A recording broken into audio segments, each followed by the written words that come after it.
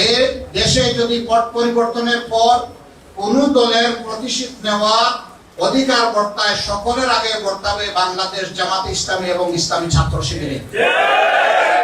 আমরা যদি প্রতিশোধ না নেই, তাহলে আমরা জানিয়ে দিচ্ছি কাউকেই আমরা প্রতিশোধ নিতে সহজে দেব না ইনশাআল্লাহ।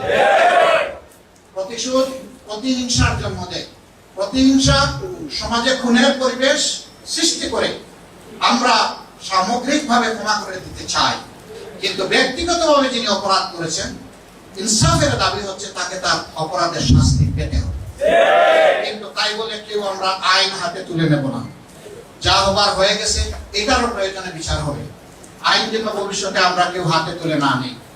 যেই থানা, যেই পুলিশ তাদের উপরে কথিত উপরের নির্দেশে আমাদের উপরে জুলুম করেছে, এই পট পরিবর্তনের সাথে সাথে সেই থানাগুলো আমরা পাহারা দিয়েছি।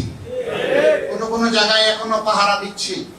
আমরা চাই পুলিশের এই বাহিনীর স্বাভাবিক কার্যক্রম দেশে আবার পুরোদমে চলুক, এবং আমরা সেই ক্ষেত্রে তাদেরকে পূর্ণ সহযোগিতা করবো ইনশাআল্লাহ। অতীতের সকল কষ্ট যাতনা আমরা ভুলে যাব যদি এই সমাজে আল্লাহর দ্বীনের ভিত্তিতে ইনসাফ কায়েম হয়।